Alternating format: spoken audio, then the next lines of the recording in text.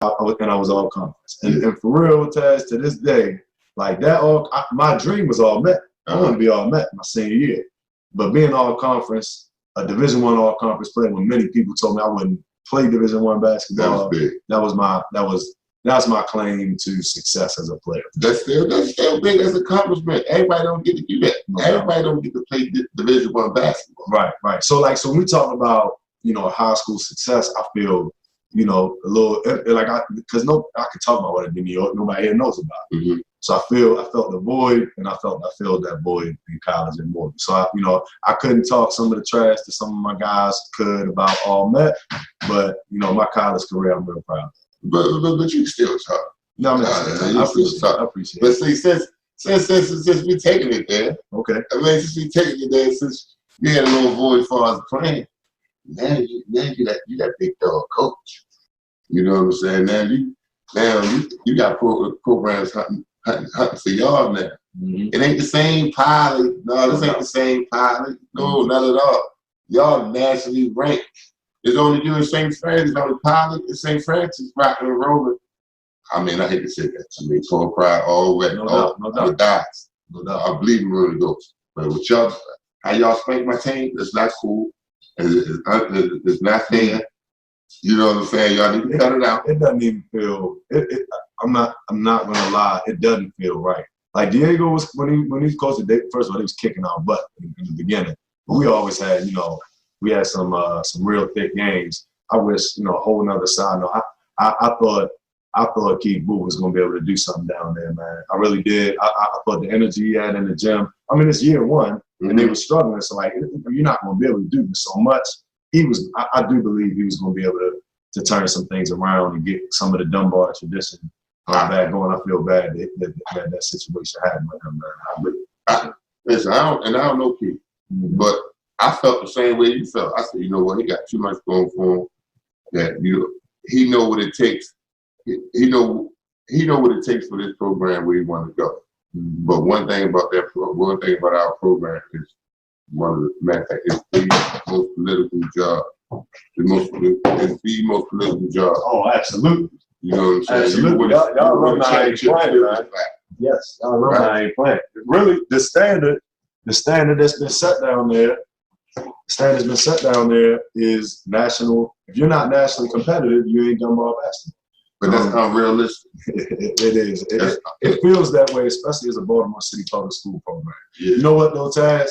They told me it was unrealistic. They finally get where it is. They did. I heard that many, many times. Good thing about it, in the beginning, we were in existence 125 years and had never been to the city championship. But you know what, though? The difference is you got a whole different swag with you, right? You and your team. Not only you got a good team, you got a good coaching staff core with you, right? I mean, everything got to go with the times, and not only that, the school academic wise gonna take care of itself. Absolutely. So if you want your kid to go there, they're gonna get a good education. Yeah. They're gonna get eligible for college. Yeah. So why not? That was the pitch. So like when we first got it, so the first thing I shouldn't have said that. I don't lie. Was that the truth? I said the truth. We'll go there. No, you're right. So we saw that before, but it was like, well, how with zero tradition, how do we create a culture and a program that, basketball wise, people want to go to? I remember the first time a coach from McDonough had almost pulled me up, and he was like, yeah, it was crazy. I'm like having a recruiting conversation with a kid, and he actually mentioned Pollard. And this is like my second or third year. I'm like, you don't know how I just took that. You think I thought that was a compliment? Like we're gonna be smashing y'all in a few years. Yeah. So okay, I put that, I put it in here. But we just didn't have the tradition. So nobody you're right. I saw the potential. So my first challenge was, all right, how do I go get a staff of people that understand what it would take at Pollard, and they'll be committed to it. So absolutely, first and foremost, Anthony Fitzgerald, big time poly player, legendary. college career. They fit. They fit. You Shout know, out to Fit. and my guy, like really from day one, man, been rocking with me, man. And you know, so getting him was super important. He had some experience coaching in the program. He had told me like, yo, this dude don't know what he's doing. This is, you know, like we're never gonna win. But you know, when I sat down with him. This Fish, y'all. Yeah, Big Fitz. That's Big Fish right Yes, there, y'all. Yes, sir. My guy. There you go. So, so I sat down with him. Jared Ingram, who's an athletic director now at New Era in South Baltimore, doing big things. Tion Crudup, who's a poly guy, Cecil guy, big part of us starting the program. He was also the part of the JV staff at Poly, so I wanted to have some people that kind of knew what was going on already. And then Jarrell Green, who played for me at Morgan, Baltimore guy. I knew Jarrell had a basketball mind. And so we put together what I thought was like a monster staff to start off, because it was big, like a big part of like, you know, what I wanted to do and what we've done now is I'm the head coach and I appreciate being able to do that, but I want to empower people to do what they do. If we have an issue with one of our bigs, I'm not about to go help him. That's fixed. He's a better way. He knows more about that than I do, and I want him to do that. Now we got LT, Larry Tucker. You know, we got Kyle Jacob. We got so it started off with a group of guys that all were committed to it, doing their own thing.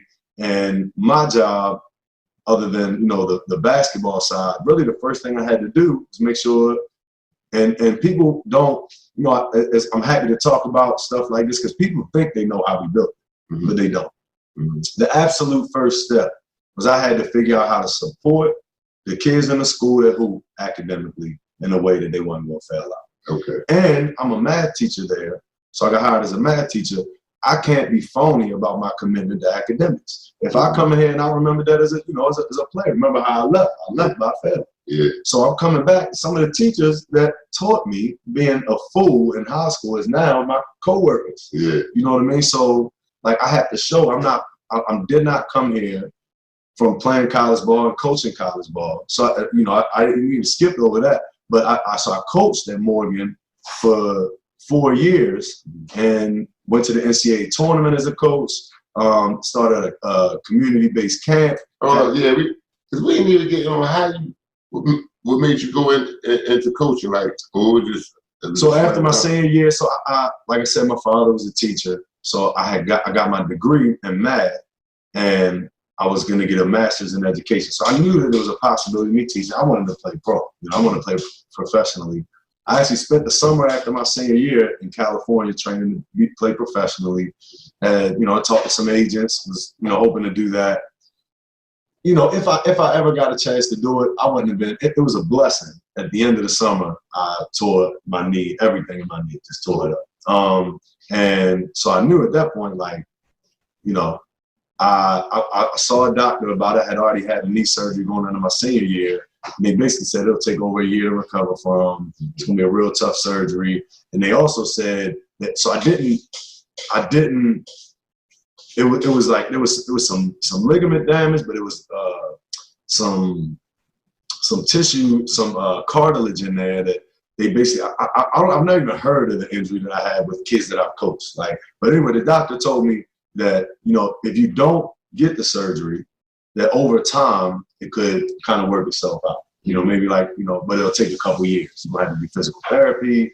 And at that point, I'm like, I can get a surgery, take a year to recover from, and then try to be a pro again. Or I can try some alternative. I didn't want to get surgery. I had like bad experience getting the first surgery, so I wound up not doing it. It's all right, well, I'm not going to be a pro. So let me get started coaching early. So went to the coach. They had just hired Todd Bozeman with the coach Jason Cal, and this was his first job after that. And I asked about being a graduate assistant, and was a graduate assistant for a year. Had a bunch of Baltimore guys come in. I learned how to build a program in that way. We finished third in the MEAC my senior year. I felt like I was all conference. I felt good about it, but I didn't feel that I was a part of a championship program. I had never up to that point like felt like what a championship program was like and what it meant to build one and I never even had a coach. I might have had like a captain mentality. It was different being a coach. So I now got the coach under a guy that knew what he was doing. So I learned a lot from Bowles. You know, the way he recruited, the way he got guys in there, the way he ran practice, how everything was organized, how he literally just got tasks done. He got things done. He made sure there was no excuses for not getting stuff done among the staff, among the players, systems of accountability. And that's big. Yeah. So I learned about that. And then when I had the opportunity to go to Poly, it was like, all right, and Morgan.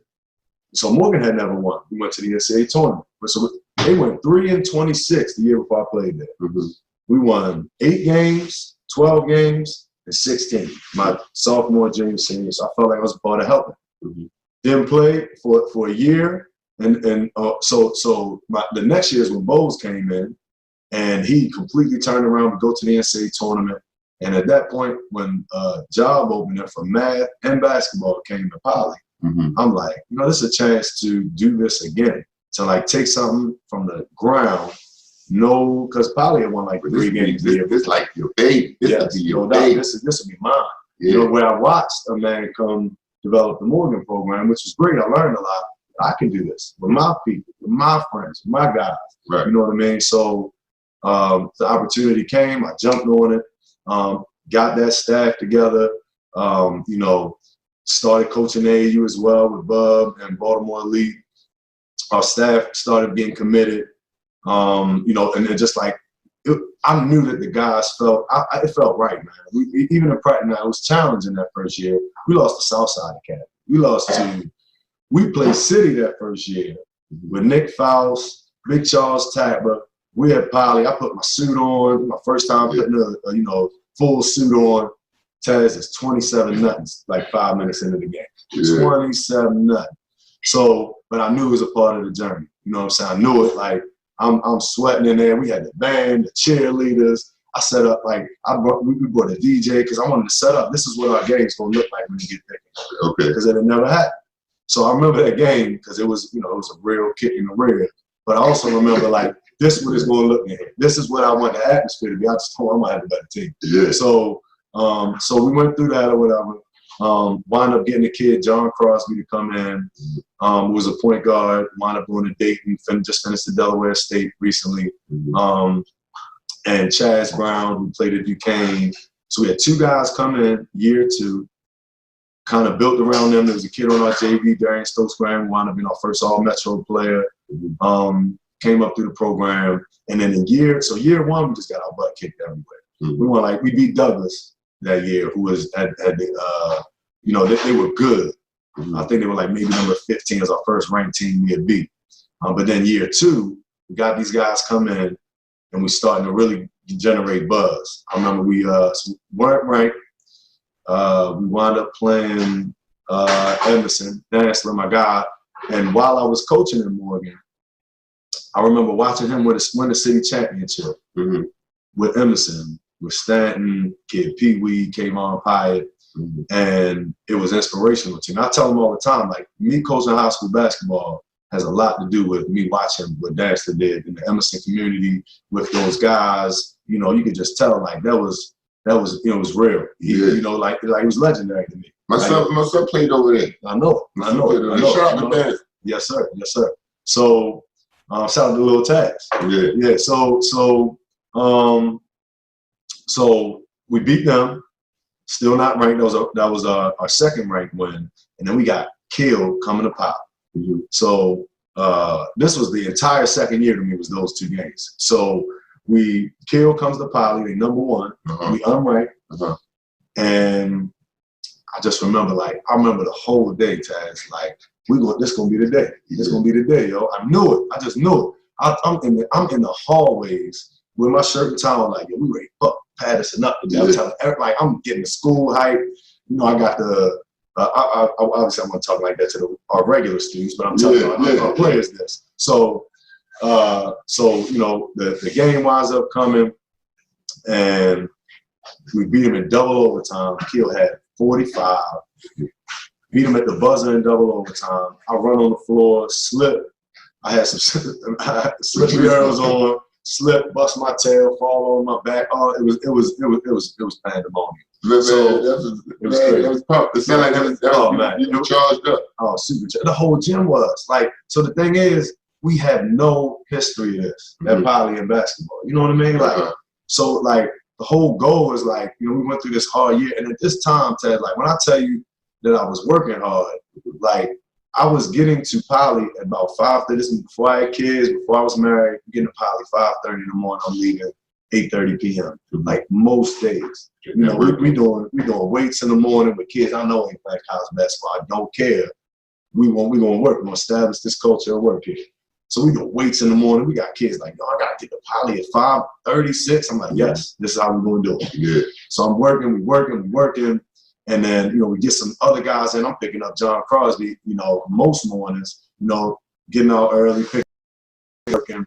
And so this was like our first thing, like, yo, this is gonna work. We really wanna do this. Because I had the belief, you can believe all you want till you start to see it, you know, it doesn't become real to you. So it became real that day.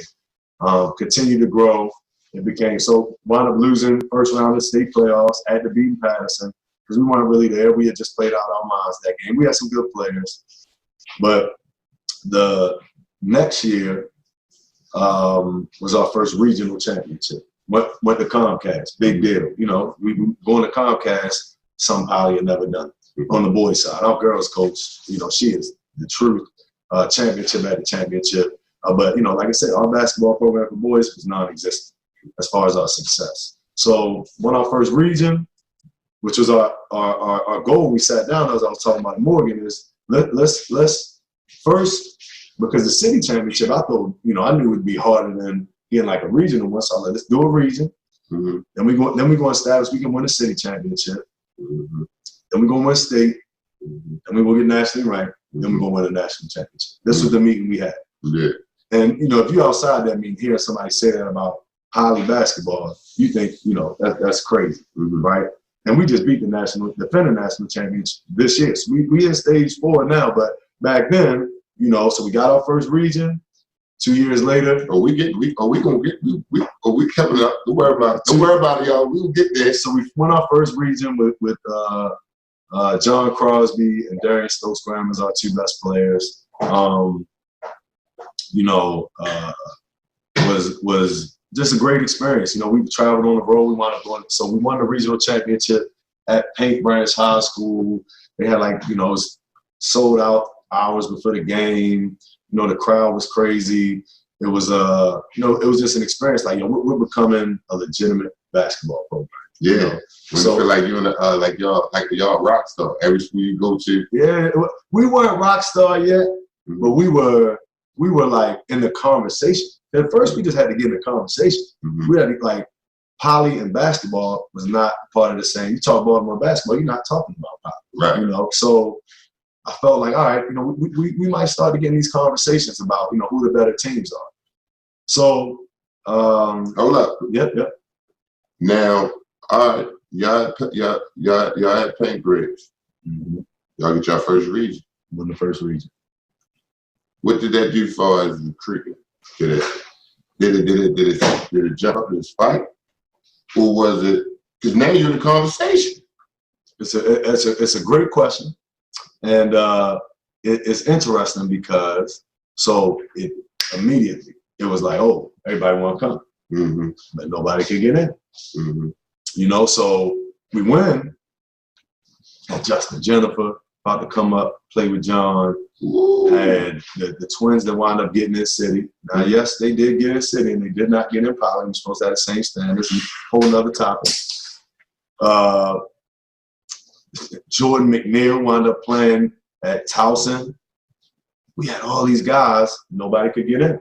So at this point, we almost like, I had to convince our staff, like, it's still gonna happen. We just had to, we gotta figure it out. We gotta continue to work. And, you know, at this point, we had started to academically become in a different place. So like when I first got there, our team GPA was a 1.3. So now we over a 2.0 finally. We didn't have anybody fell off the team. So, you know, it was, you know, it's getting better, but it was still a long ways to go. We talking about winning a national championship, winning a region, and then going down and losing to Magruder in the Final Four, we're obviously not there yet, right? So we had a long ways to be proud of where we came, long ways to go. Big part of it, we realized, okay, it's really going to be difficult to get kids in, and we got to, continue to support our guys academically, and we got to figure out a way to get the right kids to get them in. So the following year, so after we won, we had like, not a damn, so the following year, we 5 games in, we undefeated, we beat everybody by 30. Whoa. And we go down St. Francis. We're 5-0, we're probably like the number 6 team in the area. Go down St. Francis. They had Dwayne Morgan, who was an All-American. They're number 1. And John hits a shot at the KG one. Yes. The big ticket. Big ticket. Yeah, the big ticket with you. So he's down, So he's down there. And John was our only like heralded player that people knew about. That I mean, Brandon and Lindsay, whose little brother is on our team, that had an unbelievable game. He wound up having a great Division III career. But like as far as like who people knew, John was our only guy on that team. And he had a shot at the buzzer to beat him. And it was another one of those feelings of that. So this time, I remember people asking, why you scheduling Mount St. Joe? Why you scheduling St. Francis? I ain't never gonna beat them. You know what I mean? I ain't never gonna beat a team like that. Yeah. And when we beat them, now it's like, all right, that was a new place for us to go.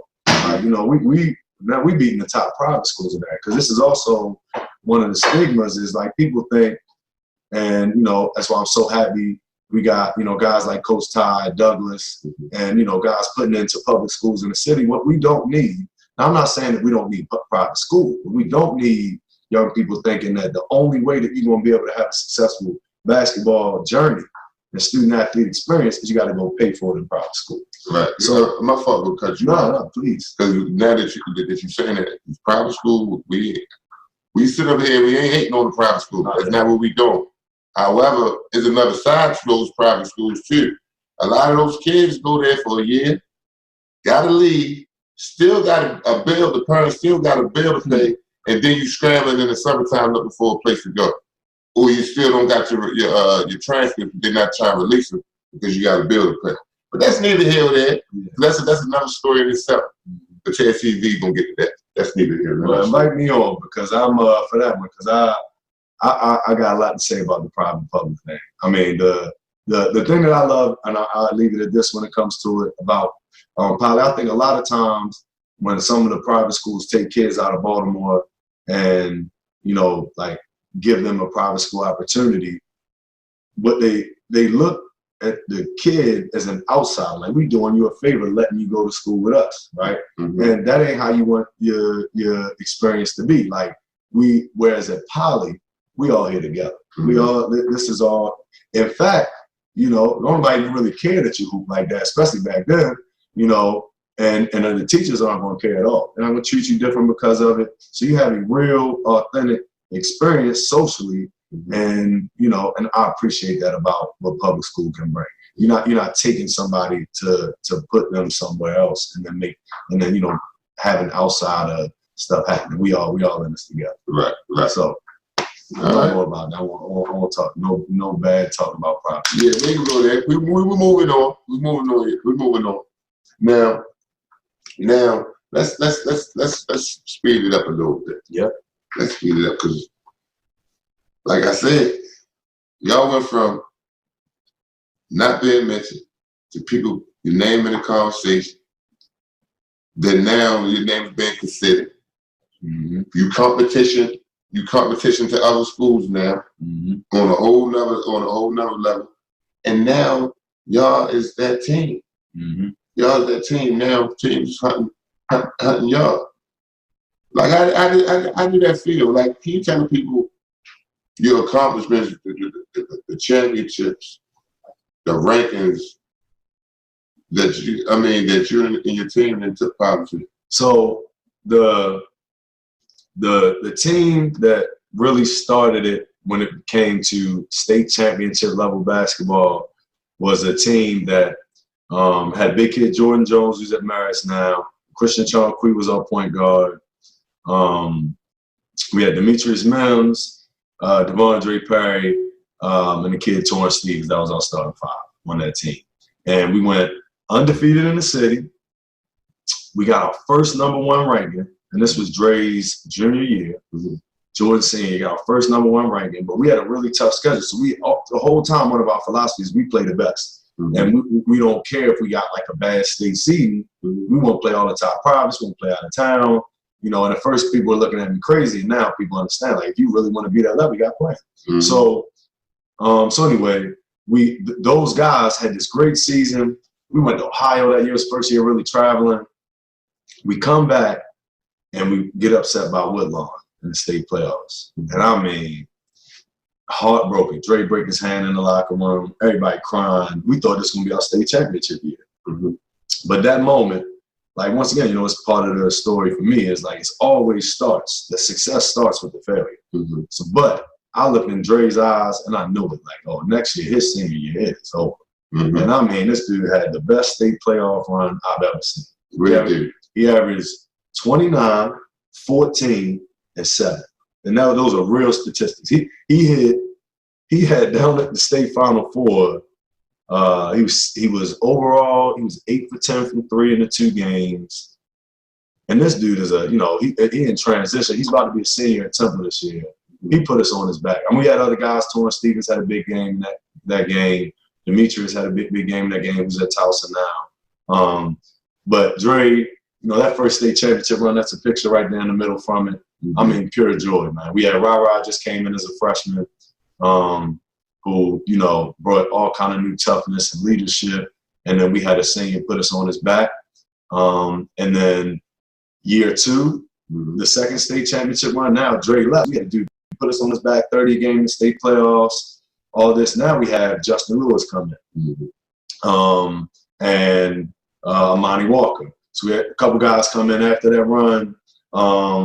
And year 2 now is so, you know, in high school basketball, it's really, you know, there's other guys, but the seniors are who get it done. So year 2 is Demetrius's, it's Demetrius, Seth, and Cleve were our big seniors that year. We were in year 2, second state championship. We're down 9 with 1:30 left on the road, regional championship. Come back and win it. The seniors scored 11 points in the last minute and a half. Come back and win. Win at the buzzer in the state championship game. Those guys year 2. Year 3, and then so after year 2, it's like, all right, we won 2 state championships in a row. Now we want to be nationally ranked. We can do this. We can get the nationally ranked. So we got real close. We played Simeon, who was number 8 in the country at the time. And they out of Chicago. Out of Chicago. Brought him into Baltimore. DTLR, Jeff Bowden. Appreciate you bringing him into Baltimore. We up 9 in the 4th. Almost the opposite happened to us. They come back and beat us. Shout out to Jeff too. Oh yeah, absolutely. Shout out to Jeff. Absolutely. So we got real close that year, but we did win the state championship. Won city and state that year.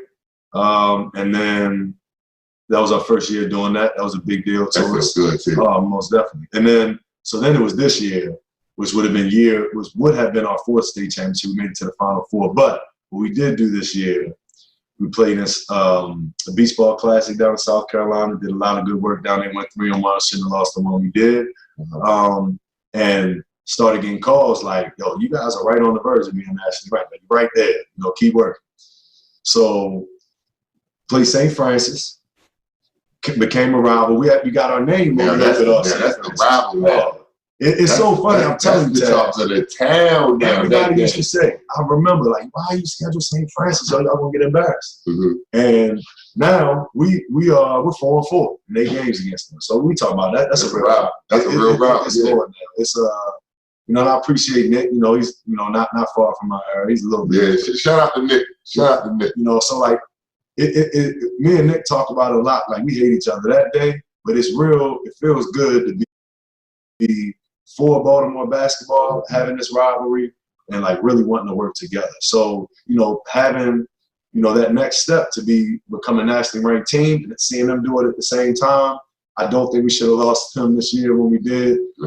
But I really enjoyed watching them grow as a program. I love a bunch of the guys. This is a small community of coaches and kids. I know all those guys. I wish them all well. You know, I watch them play in the summer. watch him play in college. You know, so this year, we after we lose that game, it's like we got one more chance to be nationally ranked to end the season. This is Ra-Ra's senior year. This is Justin's senior year. This is Brandon Murray's senior year. This is Ian Wallace's senior year. This is Cy Lamore's senior year. Like, we got to do this. We got to. So this is now, and so, you know, we talk. The reason why you want to keep playing at the top is because I like being an underdog. Like, I need that. Yeah. I always have been. It feels weird that people say, "Oh, Polly is this and that." Yeah. I'm an underdog. That's what I've always been. I went from not starting to starting. I went from walk on to all conference like that. We went from no program to this, and so like it's important to me to keep, you know, testing those boundaries to play these kind of teams. And so the way that we even played them, so like the way that we played IMG is, so we wanted to play them. We tried to get different people to bring us in sponsor that wouldn't do it, but I won't even do it. Try to get people to bring them into players.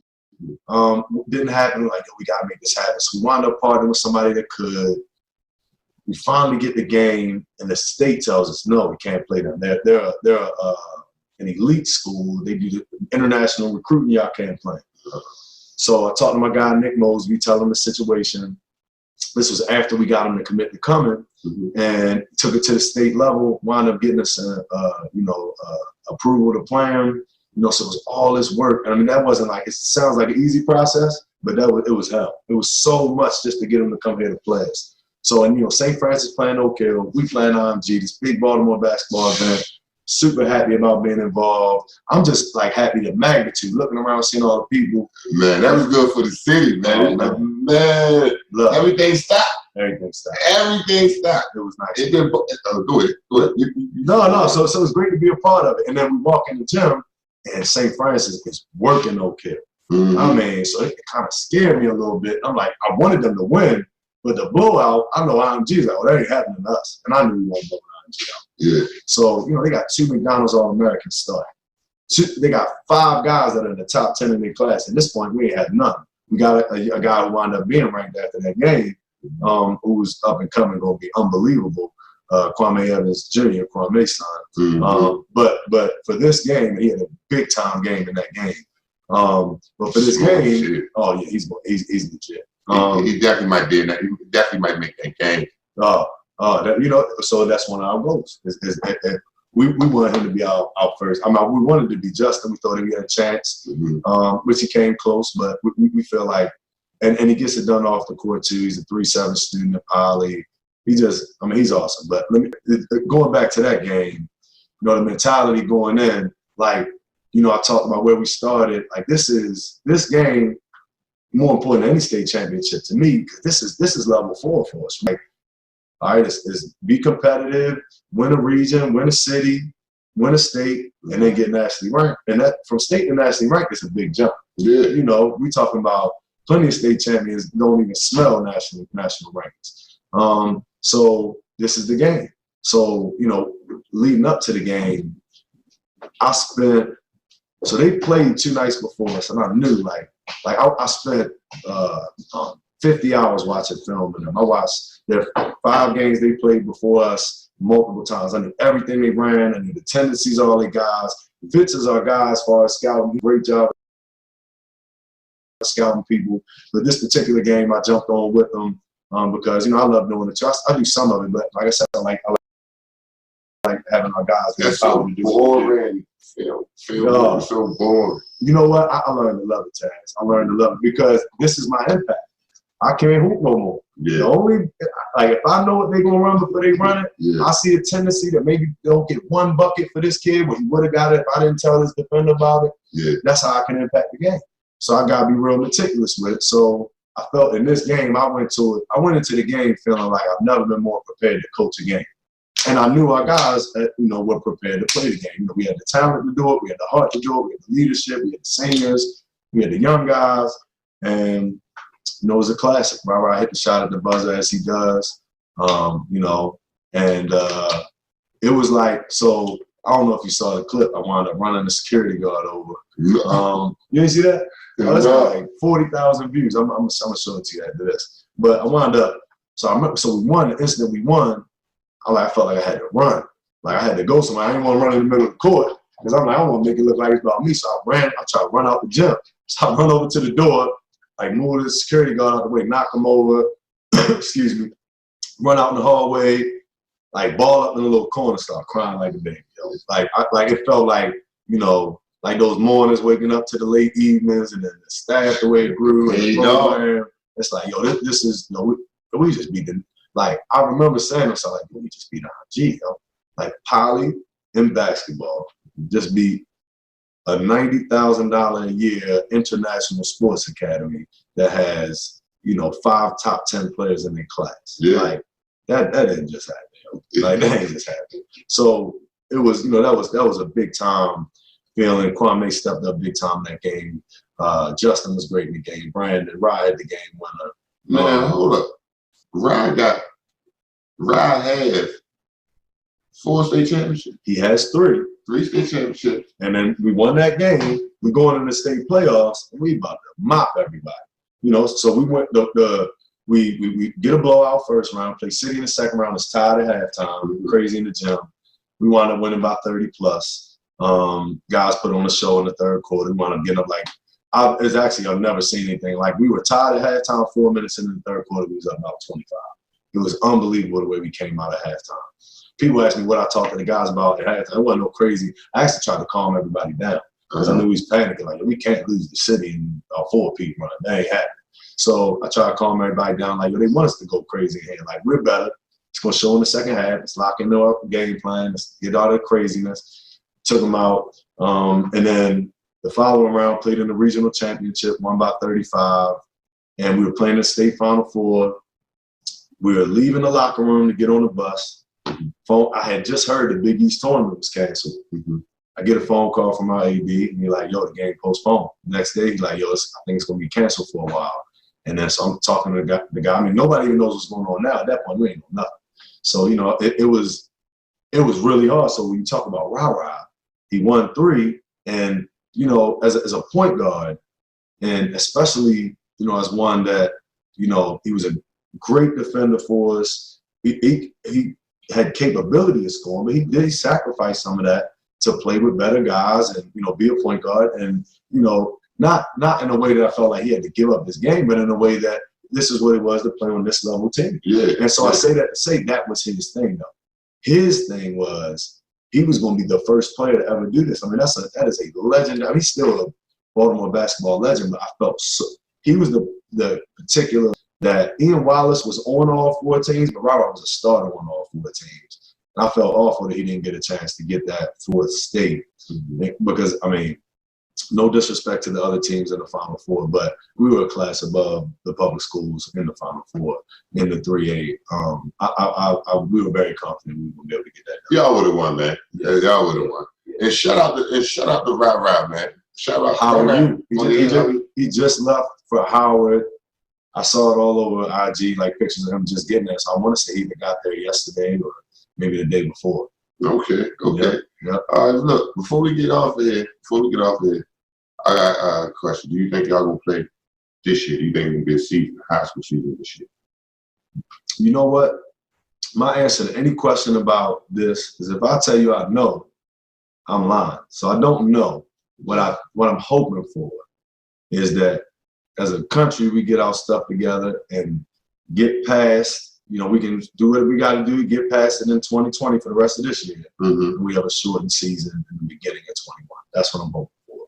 Hoping for maybe a 3-month season from January to March. DC has already said that that's their plan. I think it'll be a good idea for us to follow that. But I will say this, though, that, you know, but I'm grateful for where we've grown as a program. And we're going to support our guys, whether we have a season or not. We're going to find ways to get film of them out to college coaches. We got an event we're doing now, a small group to get, you know, all the local guys exposure that are, you know, not getting a chance to get it during this time. We got to adapt, like everybody. You know, we have to adapt. So are we going to have it? Maybe, maybe not. But we all just gotta you know, stick together and figure it out day by day and, you know, adapt to whatever the situation is. So whether we have the season or not, I know our seniors are going to be fine. I know our guys are going to be fine, our program. You know, because right now, really, the thoughts they're bigger than basketball. You know, like the thoughts I'm having with, you know, our guys and our team, how they handling things. We still working on basketball, but you know, we just trying to make sure everybody's healthy. We trying to make sure everybody's safe. We trying to make sure everybody, you know, is figuring out what they're doing, going into a new school year online again. So that's what most of the focus is. But you know, as a program, you know, we're real proud of where we are, and we, you know, we're confident moving forward that we ain't going nowhere. All right, listen, I promise. Last question, and it's not basketball. Talk to it. How is you holding up being a school teacher, teaching math online? It's not easy. The hardest part in the beginning was the kids weren't showing up. So I'm in there doing live teaching. It's 2 kids online. You know what I mean? Like, so, and really a part of it was the way the grading system was. They basically told the kids, like, you don't have to show up. You just keep whatever grades you got. So, like, you know, poly students, a lot of them already had A's and B's. Like, well, all right, I'm done. So it was difficult for me, but I really, you know, it's about like moving forward. Like, how we gonna do it now? And so, you know, I've been trying some different things. I'm thinking about how I'm gonna teach math this year. I'm, you know, following guidance from the school system. I'm actually doing this online camp where we have math as a component. I'm doing the math part of the camp where we go live for like 15 minutes and do a challenge. So, you know what? I can't complain, man. For real, I'm happy to be where I'm at. I'm happy to be supporting kids where I'm at. So I'm just adjusting day by day, adapting. I ain't gonna complain about what the season is. I was messed up for Ra and our girls coach and like some of the other seniors when it happened, but I wasn't, you know, I feel like, you know, through the ups and downs we talked about here, you gotta keep steady, you know, keep going, keep pushing, and you know, that's just what I'm trying to do. So math, basketball, family, all that, you know, just trying to take it day by day. Man, again, I'd like to thank you for joining I appreciate you having me. Let me say this too before I leave. That you and Dip bringing this energy to Baltimore basketball right now during this time, I know it's a lot of people that I'm speaking for saying we appreciate it, for real. Like being able to talk about the culture of basketball in our city, the different guys that came up in it and how they, you know, navigated through it, being from Baltimore and all the craziness that comes with that, and then being a part of this Baltimore basketball culture and then how it brought them into the man that they have become, and then how the brotherhood that we all had together, y'all represent that with Taz TV, so I appreciate that, man. And we appreciate that too, man. Coming live for Taz TV. Don't forget to subscribe, like, and share. Yes. It ain't gonna take y'all long at all. Subscribe, like, and share. I should have said it before at the beginning of the video, but I'm gonna say it one more time. Subscribe, like, and share. Over and out. Taz TV.